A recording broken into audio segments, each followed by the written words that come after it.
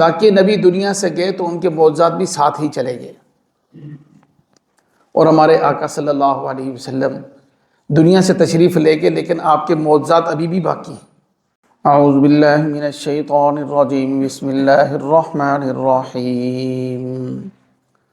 وَإِن كُنتُمْ فِي رَيْبٍ مِّمَّا نَزَّلْنَا عَلَىٰ عَبْدِنَا فَأْتُوا بِسُورَةٍ مِّن مِّثْلِهِ وَادْعُوا شُهَدَاءَكُم مِّن دُونِ اللَّهِ إِن كُنتُمْ صَادِقِينَ فَإِن لَّمْ تَفْعَلُوا وَلَن تَفْعَلُوا فَاتَّقُوا النَّارَ الَّتِي وَقُودُهَا النَّاسُ وَالْحِجَارَةُ أُعِدَّتْ لِلْكَافِرِينَ۔ اور اگر تم شک میں ہو اس کتاب سے جو نازل کی ہم نے اپنے بندے پر، بس ایک صورت اس جیسی لا کر دکھاؤ اور بلا لو اپنے گواہوں کو اللہ کے علاوہ اگر تم سچے ہو۔ بس اگر تم نہ کر سکو اور ہرگز تم ایسا نہیں کر سکو گے تو پھر بچو اس آگ سے جس کا ایندھن انسان اور پتھر ہوں گے، جو کافروں کے لیے تیار کی گئی ہے۔ آیت نمبر 23 اور 24 ہے سورہ بقرہ کی۔ گزشتہ 2 آیات جو ہم نے پڑھی ان کے اندر اللہ پاک جل شانہ نے اپنی توحید کو ثابت کیا اور دلیل کے طور پر جو ہے اپنی قدرت کے جو کرشمے دکھائے ان کو بیان کیا کہ آسمان کو بنایا، زمین کو بنایا، آسمانوں سے پانی کو اتارا، یہ ساری کی ساری چیزیں بیان کر کے بتایا کہ یہ کام اور کوئی نہیں کر سکتا، صرف اللہ کر سکتا ہے۔ تو عبادت کے لائق، ماننے کے لائق بھی وہی ہے جس کو رب مانا جائے، جس کو خدا مانا جائے۔ تب یہاں سے یہ 2 آیتیں ہیں، ان کے اندر نبی پاک صلی اللہ علیہ وسلم کی رسالت کو ثابت کیا گیا ہے۔ یعنی جو جس ہدایت کی دعا ہم نے سورہ فاتحہ کے اندر مانگی، اہدنا الصراط المستقیم، اور وہ اگلا پھر سارا سورہ پورا قرآن جو ہے وہ ہدایت ہے، اس ہدایت کے بنیادی جو ستون ہے نا وہ توحید اور رسالت ہے۔ کل کے سبق میں، گزشتہ سبق میں ہمارے توحید کا بیان تھا، یہاں سے رسالت کا بیان ہے، اور اللہ پاک جل شانہ نے بڑے ہی پرزور طریقے سے چیلنج کرتے ہوئے جو ہے نا اس کو بیان کیا ہے۔ چنانچہ فرمایا وَإِن كُنتُمْ فِي رَيْبٍ مِّمَّا نَزَّلْنَا عَلَىٰ عَبْدِنَا، ہم نے اپنے بندے پر جو کتاب نازل کی ہے اگر تم اس سے شک میں ہونا تو تم اس جیسی ایک صورت لا کر دکھا دو۔ اب قرآن پاک جو ہے نا نبی پاک صلی اللہ علیہ وسلم کا معجزہ ہے۔ اللہ نے باقی انبیاء کو بھی معجزے دیے، مشہور معجزات ہمارے سامنے ہیں۔ موسیٰ علیہ السلام کو بحر کلزم سے پار کروایا، اور ہم دیکھتے ہیں کہ ابراہیم علیہ السلام کو آگ کے اندر ڈالا گیا، اور اسماعیل علیہ السلام کے گلے پہ چھری چلائی گئی۔ یہ سارے کتنے معجزات ہیں انبیاء کے۔ لیکن ایک بات دیگر انبیاء اور ہمارے نبی کے معجزات میں فرق یہ ہے، باقی نبی دنیا سے گئے تو ان کے معجزات بھی ساتھ ہی چلے گئے، اور ہمارے آقا صلی اللہ علیہ وسلم دنیا سے تشریف لے گئے لیکن آپ کے معجزات ابھی بھی باقی ہیں، جن میں سے روزانہ ہم دیکھتے ہیں پیشن گوئیاں، قیامت کے جو حالات آپ صلی اللہ علیہ وسلم نے بتلائے قرب قیامت کے، وہ تو سچے آ ہی رہے ہیں۔ قرآن سب سے بڑا چیلنج ہے۔ بڑی قوموں نے اس کو مٹانے کی، ختم کرنے کی کوشش کی، بڑے لوگ آئے لیکن قرآن کو مٹا نہیں سکے۔ ہمیشہ اللہ پاک ایسے افراد کو کھڑا کر دیتے جو اس کے الفاظ کی بھی حفاظت کرتے، اس کے معانی کی بھی حفاظت کرتے۔ تو یہ قرآن کا محفوظ ہونا اور نبی پاک صلی اللہ علیہ وسلم کا معجزہ ہونا اس بات کی دلیل ہے کہ آپ صلی اللہ علیہ وسلم اللہ کے سچے نبی ہیں۔ یہ قرآن کا اعزاز ہے۔ معجزہ کی تعریف ہم ذہن میں رکھیں، معجزہ اس کو کہتے ہیں جو عاجز کرنے والا، معجزہ اسم فاعل کا صیغہ ہے، جو عاجز کرنے والا ہو۔ مطلب یہ ہے کہ معجزہ جب ظاہر ہوتا ہے تو پوری کائنات اس کی مثال پیش کرنے سے عاجز آ جاتی ہے، اس جیسا کوئی لا نہیں سکتا۔ بالکل قرآن نے ان آیات کے اندر اسی کو واضح کیا ہے کہ کسی کے اندر ہمت ہے تو لا کر دکھا دو، کوئی چھوٹی سی صورت لا کر دکھا دو، اور پھر ان کی غیرت کو بھی للکارا کہ تم ایسا کر نہیں سکتے، وَلَن تَفْعَلُوا، کبھی نہیں کر سکو گے، زور لگا لو، الٹے لٹک جاؤ، زور لگا لو، تم کبھی نہیں لا سکتے۔ تو جب ایسا نہیں کر سکتے تو فَاتَّقُوا النَّارَ الَّتِي وَقُودُهَا النَّاسُ وَالْحِجَارَةُ، پھر ہدایت کو نہ ماننے پر جو اللہ کی طرف سے عذاب آئے گا، اور اس عذاب کے اندر جو آگ ہوگی جہنم کی، اس کا ایندھن جو ہے وہ انسان اور پتھر ہوں گے، اس آگ سے بچنے کا اہتمام کرو، اس کو مانو، اس ہدایت کو مانو۔ اب قرآن پاک کا اعجاز، قرآن جو ہے نا وہ اعجاز ہے، نبی پاک صلی اللہ علیہ وسلم کا معجزہ ہے، اور یہ خود بھی معجز ہے قرآن، کہ اس کی کوئی مثال نہیں لا سکتا، اس نے سب کو عاجز کر دیا ہے۔ اس کی مفسرین نے نا بڑی لمبی تفصیل کی ہے، 10-12 وجوہ بیان کی ہیں کہ آپ صلی اللہ علیہ وسلم کا معجزہ کیسے ہے قرآن، اور بذات خود قرآن صرف جو ہے اس کا کوئی مثال نہیں لا سکتا، یہ کیسے معجزہ بنتا ہے آپ صلی اللہ علیہ وسلم کا، اعجاز کیسے ہے۔ ایک دو خلاصے کے طور پر عرض کرتا ہوں۔ ایک تو ہم یہ دیکھیں کہ قرآن جس خطہ میں نازل ہوا اس خطہ میں علم کے کوئی اسباب نہیں تھے، بظاہر کوئی اسباب نہیں تھے، کوئی دارالعلوم نہیں ہے، کوئی مکتب نہیں ہے، کالج سکول نہیں ہے، کچھ نہیں ہے، اور پھر وہاں کے جو لوگ ہیں وہ کٹے ہوئے ہیں، صرف ان کا گزر بسر جو ہے یا تو کچھ تجارت پر ہے، نہیں تو اونٹ اور بکریاں پال کے وہ لوگ گزارا کرتے ہیں۔ جب اس کا تصور ہم خاکہ ذہن میں لاتے ہیں نا تو ہمیں ایک بیابان چٹیل میدان یا پہاڑی خشک پہاڑی علاقہ تصور میں آتا ہے جہاں کوئی جانا پسند نہیں کرتا تھا، تو علوم کا وہاں پر گزر بھی نہیں ہوا کبھی۔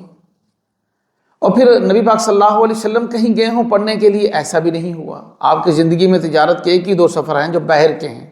ورنہ وہیں کی منڈیوں میں مکہ کے وہیں تجارت کیا کرتے۔ بحر کے 1-2 سفر ہیں، وہ بھی چند دن کے لیے، وہ بھی لوگ ساتھ تھے آپ صلی اللہ علیہ وسلم کے، جو گواہ ہیں کہ آپ نے کہیں سے کچھ نہیں سیکھا۔ اور ان چند دنوں میں کون علم حاصل کر سکتا ہے؟ لکھنا پڑھنا کو 20 دن کے لیے، مہینے کے لیے، 2 مہینے کے لیے چلا جائے، وہاں سے کیا لکھ کر لکھنا پڑھنا سیکھ سکتا ہے؟ اس کے لیے سالوں لگتے ہیں، محنت لگتی ہے۔ تو ایک تو یہ خطہ جس کے اندر کوئی علوم کا کوئی رواج نہیں تھا، کچھ ایسا نہیں تھا، اور دوسری وجہ یہ ہے کہ وہاں کے نبی پاک صلی اللہ علیہ وسلم کی ذات جو ہے اللہ پاک جل شانہ نے ان کے لیے سارے کے سارے علم کے اسباب بھی اللہ نے دور رکھے ان سے۔ ایک تو یہ ہوتا ہے والد کا سایہ تو دنیا میں آنے سے پہلے اٹھ گیا، پھر ماں کی آغوش تھی 6 سال کی عمر میں، وہ بھی دنیا سے چلی گئی۔ دادا جو ہے تھے حضرت عبد المطلب 8 سال کی عمر میں، وہ بھی دنیا سے چلے گئے۔ جب ان کے نبی پاک صلی اللہ علیہ وسلم کی عمر 8 سال تھی تو دادا بھی دنیا سے چلے گئے۔ تو اب یہ علم کے جو ذرائع بظاہر بنتے تھے وہ بھی نہیں ہیں، کالج سکول نہیں ہے، کوئی مدرسہ نہیں ہے، کوئی ایسا علاقہ نہیں ہے جہاں علوم حاصل کیے جا سکیں۔ اور 40 سال تک ایک فرد اپنی برادری کے اندر رہا ہے، برادری کے لوگ اچھے طریقے سے اسے جانتے ہیں، اس کا اٹھنا بیٹھنا سب جانتے ہیں۔ اور پھر ایک اور مزے کی بات یہ ہے کہ نبی پاک صلی اللہ علیہ وسلم جس ماحول میں تھے نا، وہ پیدائشی طور پر لوگ ادیب پیدا ہوتے تھے، فصیح و بلیغ پیدا ہوتے پیدائشی طور پر۔ ایک ان کی چھوٹی سی بچی بھی ایسے اشعار کہتی تھی کہ عقلیں حیران رہ جاتی تھی، ایسا فصاحت و بلاغت سے بھرا ہوا شعر ہوتا تھا۔ جنگ کے میدان میں موت سر پر منڈلا رہی ہوتی، وہ اشعار پڑھ رہے ہوتے تھے۔ مطلب شعر کا ان کو نشہ تھا، ایسا مزہ تھا کہ جان دینا ان کے لیے آسان ہو جاتا تھا۔ تو آپ صلی اللہ علیہ وسلم کی طبیعت اللہ نے ایسی بنائی کہ آپ کو شعر و شاعری سے بھی محبت نہیں تھی، نہ آپ مجلسوں میں شریک ہوتے شعر و شاعری کے، نہ مشاعروں میں شریک ہوتے، کہیں شریک ہی نہیں ہوتے تھے آپ صلی اللہ علیہ وسلم۔ اب یہ حالات ہیں اس خطے کے اور اس شخص کے جس کے اوپر قرآن نازل ہوا ہے۔ علم کا کوئی سبب نہیں ہے، اللہ پاک جل شانہ نے ان سب کو امیین رکھا ہے، آپ صلی اللہ علیہ وسلم کو خاص طور پر امی کہتے ہیں جس کو کاغذ قلم کے بغیر علم دیا گیا۔ تو اب ان حالات کے اندر ایک شخص 40 سال کی عمر میں یہ دعویٰ کرتا ہے کہ میرے اوپر قرآن نازل ہوا ہے، میرے اوپر یہ آیتیں نازل ہوئی ہیں، اور پھر دعویٰ ہی نہیں ہے صرف، پھر چیلنج بھی ساتھ ہے، ان کنتم فی ریب مما نزلنا علی عبدنا، اگر تمہیں تھوڑا سا بھی شک ہے ہماری نازل کردہ کتاب پر جو ہم نے اپنے بندے پر یعنی نبی پاک صلی اللہ علیہ وسلم پر نازل کی، آپ صلی اللہ علیہ وسلم کی رسالت کو ثابت کیا جا رہا ہے، تھوڑا سا بھی شک ہے فَأْتُوا بِسُورَةٍ مِّن، سیدھا سا جواب فَأْتُوا بِسُورَةٍ مِّن مِّثْلِهِ، وہ جیسی ایک صورت لا کر دکھا دو۔ انہوں نے پتھر مارے، راستے میں کانٹے بچھائے، سب کچھ کیا، لیکن قرآن کی ایک آیت نہیں وہ بنا سکے، ایک آیت نہیں بنا سکے۔ فَأْتُوا بِسُورَةٍ مِّن مِّثْلِهِ، اور یہاں پر لفظ بھی اللہ نے سورتن کا ذکر کیا تاکہ نیچے جو 2 زیریں ہیں نا یہ اس کے نکرہ ہونے کو بیان کرتی ہیں۔ مطلب یہ ہے کہ کوئی چھوٹی سی چھوٹی صورت بھی اگر اس کے اوپر الف لام آ جاتا نا، فَأْتُوا بِالسُّورَةِ، الف لام آ جاتا تو صورت خاص ہو جاتی، بقرہ جتنی صورت بنا کر دکھاؤ، وہ تو مشکل تھا نا، کافر کہہ سکتے تھے ہم اتنی بڑی صورت نہیں بنا سکتے، ہمیں کوئی چھوٹی سی دو، تو اللہ پاک نے معاملہ ہی ختم کر دیا، بِسُورَةٍ مِّن مِّثْلِهِ، کوئی چھوٹی سی صورت بھی لا کر دکھاؤ۔ اِنَّا آتِینَاکَ الْکَوْثَر کے الفاظ سب سے کم ہیں، سب سے چھوٹی صورت ہے قرآن پاک میں، وہ اس جیسی لا کر دکھا دو، لیکن وہ لوگ عاجز آ گئے، ساری تکلیفیں جنگ انہوں نے کرنا گوارا کیا، لیکن آپ صلی اللہ علیہ وسلم کے مقابلے میں کوئی قرآن کی چھوٹی سی صورت اس کے مثل نہیں لا سکے، اس کی نظیر نہیں لا سکے۔ تو یہ قرآن کا اعجاز ہے کہ ایک ہستی کے اوپر ایسا کلام نازل ہوگا تو وہ ہستی سچی ہے، اللہ کے سچے پیغمبر، اللہ کے سچے رسول ہیں۔ اور فرمایا کہ وَادْعُوا شُهَدَاءَکُم، پھر یہ کوئی اعتراض کر سکتا تھا کہ اگر تم خود نہیں بنا سکتے تو خود بنانا ہمارے لیے مشکل ہے، تو اللہ نے ڈھیل بھی دے دی کہ سب لوگوں کو اکٹھا کر لو، میٹنگ بنا لو، کانفرنس بنا لو، اور اس کے اندر بلا کر جو ہے سب فصحاء بلغاء سب کو اکٹھا کر کے، ادیب لوگ سارے کے سارے اکٹھے ہو جائیں، مل کر بنا لو اگر تم سچے ہو۔ اللہ پاک جل شانہ فرمایا فَإِن لَّمْ تَفْعَلُوا، اگر تم نہیں کر سکتے، اور پھر چیلنج کیا وَلَن تَفْعَلُوا، تم کر بھی نہیں سکو گے، ہرگز ایسا نہیں کر سکو گے، فَاتَّقُوا النَّارَ الَّتِي، تو پھر اب کیا کرو، اس آگ سے بچو جس کا ایندھن انسان اور پتھر ہوں گے۔ یعنی اس قرآن نبی پاک صلی اللہ علیہ وسلم کی تعلیمات کو مانو اور قرآن پاک کو مانو، اور اس کی ہدایت، جس ہدایت کا ذکر آ رہا ہے سورہ فاتحہ کے اندر، اس ہدایت کو حاصل کرو، نہیں کرو گے تو پھر آگ میں جاؤ گے جس کا ایندھن انسان اور پتھر بنیں گے، اعدت للکافرین، اور وہ ان منکروں کے لیے جو اس ہدایت کے منکر ہیں ان کے لیے وہ آگ تیار کی گئی۔ تو بھائی یہ تو ہے آج کا ہمارا سبق، نبی پاک صلی اللہ علیہ وسلم کا معجزہ ہونا قرآن پاک، اور قیامت تک کے لیے معجزہ ہے۔ قرآن ایسا کلام ہے جس کے اندر تمام علوم جمع ہیں، یہ بات ہم ذہن میں رکھ لیں، تمام علوم جمع ہیں، اور ہر شخص کی ہر ضرورت کو، علمی ضرورت کو قرآن پورا کرتا ہے۔ ہمارے اندر اتنی استطاعت نہیں ہے کہ ہم اس سے استفادہ حاصل کر سکیں، اس کو ٹائم دیں، لیکن قرآن کی ایسی بارش ہے رحمت کی جو ہر وقت برس رہی ہے، ایسی لذت ہے جو اس کو جتنا پڑھتا ہے نا اور دل کرتا پڑھنے کو، اور دل کرتا سننے کو، اور پڑھنے کو دل کرتا، اور سننے کو دل کرتا، اس کے معنی کے اندر اور ان سب چیزوں کے اندر۔ اب یہ یہاں پر ایک بات جو بڑی سمجھنے کی اور غور کرنے کی ہے، آخری بات وہ یہ ہے کہ اسلام کا توڑ نہیں ہے، قرآن کا توڑ نہیں ہے کسی کے پاس بھی، اور قیامت تک انشاءاللہ کوئی اسے ختم نہیں کر سکے گا انشاءاللہ۔ لیکن ایک بات ہم ذہن میں رکھ لیں کہ جس طرح اس وقت کفار مکہ یہ کوشش کیا کرتے تھے نا، لالچ دیا کرتے تھے، ڈرایا کرتے تھے، جو باطل ہوتا ہے اس کے دو ہی طریقے ہوتے ہیں۔ پہلے وہ کوشش کرتے ہیں کہ ڈرائیں، دیکھا یہ ڈر سے قابو نہیں آ رہا تو کوشش کرتے ہیں ان کو لالچ دیں۔ نبی پاک صلی اللہ علیہ وسلم کے ساتھ یہ دونوں معاملات ہوئے۔ جب دیکھا کہ اس سے بھی باز نہیں آ رہا، پھر آخری فیصلہ یہ ہوتا کہ اس کو ختم کرو، کوشش کرو کسی نہ کسی طریقے سے بھی اس کو ختم کیا جائے۔ تو سارے حربے جو ہے نا کفر نے، باطل نے استعمال کیے ہیں، اور اب بھی باطل استعمال کر رہا ہے۔ ہمیشہ ہم قرآن کو سینے سے لگائیں اور اس کی حفاظت کریں۔ یہ ذہن میں نہ رکھیں کہ ہم قرآن کی حفاظت کریں گے، ہم تو قرآن کو حفاظت کے لیے جب اس کو پڑھیں گے نا تو قرآن الٹا ہماری حفاظت کرے گا۔ نبی پاک صلی اللہ علیہ وسلم کی صحیح حدیث ہے، اسلموا تسلیموا، ایک حدیث کے اندر واحد کے الفاظ ہیں، اسلم تسلم، اسلام لے آؤ، یہ اسلام تمہیں سلامتی دے گا۔ تم اسلام کی حفاظت نہیں کرو گے، اسلام تمہاری حفاظت کرے گا، بشرطے کہ کامل مسلمان بنو، اسلام تمہاری حفاظت کرے گا، قرآن تمہاری خود حفاظت کرے گا۔ تو یہ قرآن ایسی کسوٹی اور ایسا معیار ہے جس کے اندر اللہ نے تمام علوم و فنون، تمام برکات، تمام ادیبوں کا ادب سب اس کے اندر بھر کر رکھا ہوا، سائنس اس کے اندر بھری ہوئی ہے،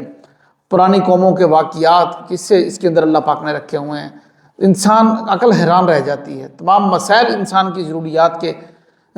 ضروریات مسائل انسان کے جو ہیں وہ قرآن پاک سے پورے ہوتے ہیں۔ اس کو ہم سینے سے لگائیں۔ بہت کوشش ہو رہی ہے، یقین مانیں، آج کے اس پرفتن دور کے اندر کہ مسلمان کو قرآن سے دور کیا جائے، اور امت مسلمہ کی پستی اور تنزلی کا سبب بھی یہی ہے کہ ہم لوگ قرآن سے دور ہو گئے۔ جتنا دور ہوں گے اتنا پستی کے اندر جائیں گے، قرآن کو چھوڑ کر کبھی ترقی نہیں ملے گی، یہ ہم ذہن میں رکھ لیں۔ اگر کوئی یہ سوچتا ہے